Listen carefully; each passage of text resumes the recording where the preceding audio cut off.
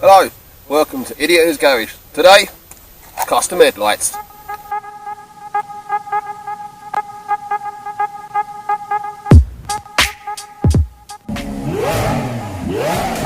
the subscribe button now. Don't forget to check out our back. Welcome back to Idiot in His Garage. Today we're going to First things first, splitting the headlights. On the back of the headlight, there are 5 screws.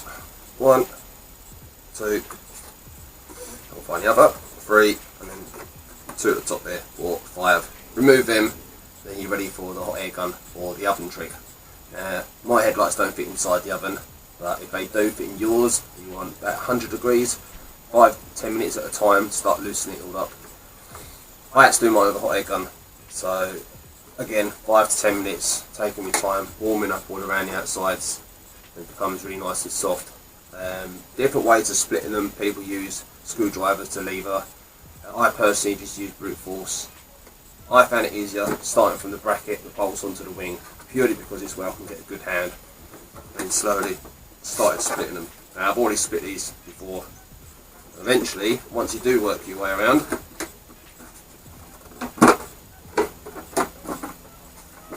come on, the lens will pop off like that. I took the time to clean all the lenses, clean all the old stuff off. Again, some people can reheat the old stuff to reuse it. I personally don't. There's loads of new products out there these days now, so you know the headlights are apart, so you might as well fill it with new gear. You know it's going to do the job, you know it's going to keep it watertight as well. So that's the lens off. After the lens comes off, just start dismantling it. Everything's Phillips screwdrivers. I've already taken the indicator tray out, that comes out. Again, there are 2 Phillips screws either side, that comes off. Once that's off, it's removing the lens. I've already taken the lens out because I've already done the modifying parts, but on the back, inside, there will be 2 more Phillips screws. Undo them, and then the whole headlight should then fall out from the lens at the front. That comes apart. And then you're just left with the tray after this. Inside the lens will come the plastic coverings around the outside. Loads of people paint them like I've done myself. Again, on the inside there are 2 Phillips screws. Undo them, take the covering apart, and the lens is free from everything. So, the modifying, what parts I did. I've already stuck the LEDs on mine.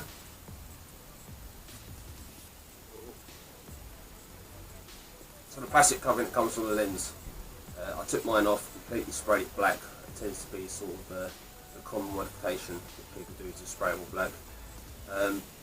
Just give them a quick light rub down, and primed them with plastic primer, and then gave it 2 or 3 coats of the gloss black. With regards to the LEDs, I got these from AP Automotive, removing the lens. On the back of the headlight there will be 2 Phillips screws, hold it onto the back. Once you undo them, you then pull the whole lens out, which I have here. To take these apart again, on the very back of this there will be, I've already removed them, 2 lower Phillips screws. Once you undo them, the back of the housing comes off. Inside the lens there will be 2 further Phillips screws, and then the other part of the housing comes apart. And as you can see, I've already installed all what I wanted to install. Beam eye lights, and then the AP auto styling rings. First thing, beaming dies. Again, something Glenn's already covered, so I won't go into too much detail with this. Quite self-explanatory really. On the back of the kit comes a 3M sub double-sided tape. That's then stuck on the side of the lens, and I've just used a tiny little bit of tie and wire from the garden. Any small wire will do, just to hold the wires back, as you can see, out of the way. That's the demon die. The lens housing, some people keep it normal, some people can spray it other different colours. I've just sprayed one black. As regards to the ring, there's a 60mm ring that fit over the DE headlights. That's then hot glue over the lens. Try to keep onto the lens as clean as possible, because it will make a difference afterwards. Let's stick. Same process then, put it all back together, Phillips screws. But now it's to install it into the headlight.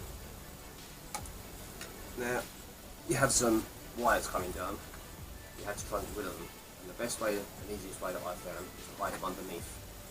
So inside the headlight, let's try and cut a small channel to run your wires through.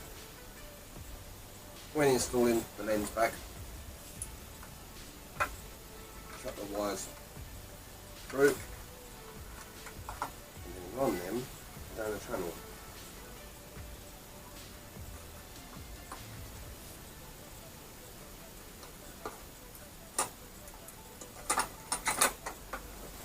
Underneath, all the wires are hidden out of the way.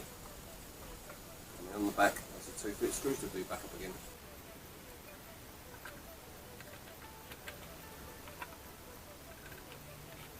Next, the indicator tray. Okay, so I've sprayed it again up, sprayed mine black, gave it a quick rub over, plastic primes in, a couple of coats of the gloss back. Installing, same as taken out, it's just the 2 Phillips screws either side again.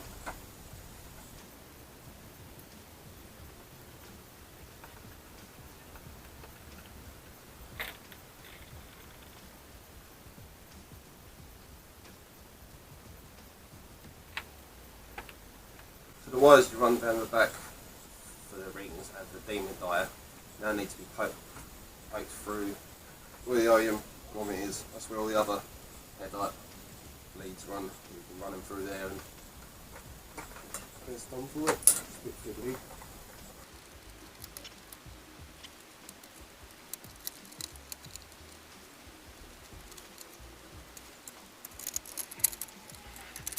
There we go, got there in the end. So the 2 wires come out the bottom. So once you have the lens installed and all the indicator tray all screwed back up and all put together, it's time to do the butyl putty after this to seal the lens with. So this stuff was actually recommended by Glenn. Unfortunately, I made a bit of a boo-boo and all the great, but it doesn't really matter, it does the same trick. So this stuff,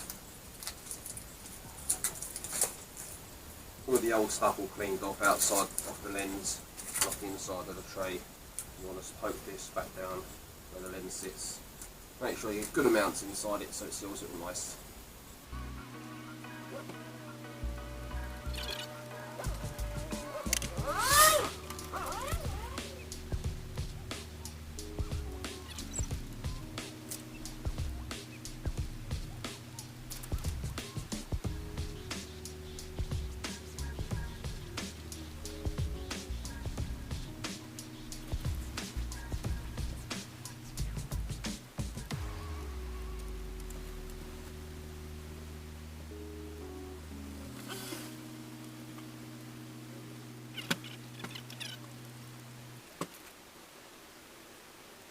What we do here is go back.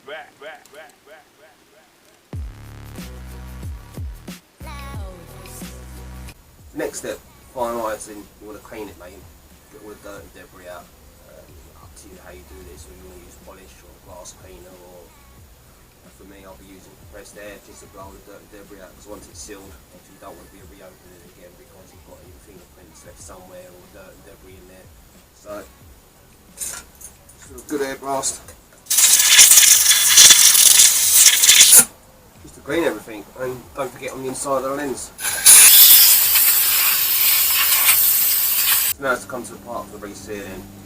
Hot air gun for a good 5 or so minutes, just warming it all up to make it all nice and sticky, and just to try and seal the headlight, make it look good.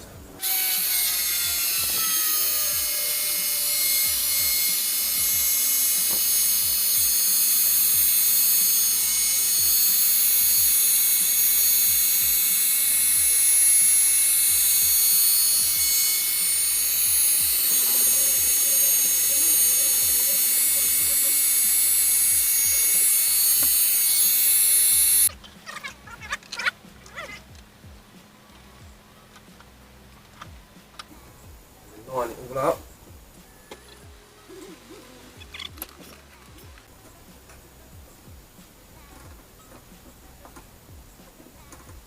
There are some OEM clips you just hold the lens in and try to relocate them back in one go.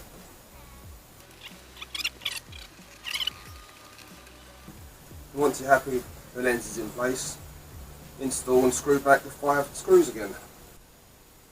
There you go, one headlight sealed. It's all lovely around the edges. I'm fairly happy with it. It's just a bit of installing wiring doing now, which you should have taken off first of all. Once that lot's back in, you can start wiring up the car and fit into the car. Let's do it. So as you can see, the complete finished, done. Really happy with them. So just to recap, obviously completely stripped the headlights down, taking all the wiring loom off the back of it, all the bulbs coming out, the ballast obviously comes off. Take the whole lot off. Don't forget the 5 screws that hold the lens in. Once you've done that, obviously you need to either bung them in the oven 100 degrees for every 5 minutes or so, or like me, they don't fit inside the oven, use a hot air gun.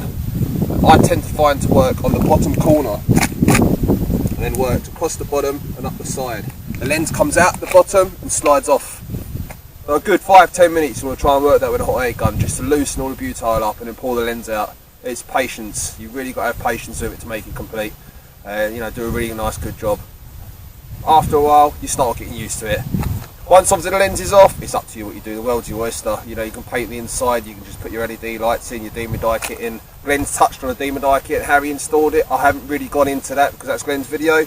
This is more about how the lights come apart and the LEDs and the installing from AP Auto Styling. Can't thank them enough. Absolute brilliant guy. He's really done me proud of him. AP Auto Styling's really good. I really recommend them. You know, once all the paintwork's done, all the plastics coming apart, you can see the videos of how obviously the DMA dye was installed and how the LEDs were all put on. Really happy with it. Really how it's gone together.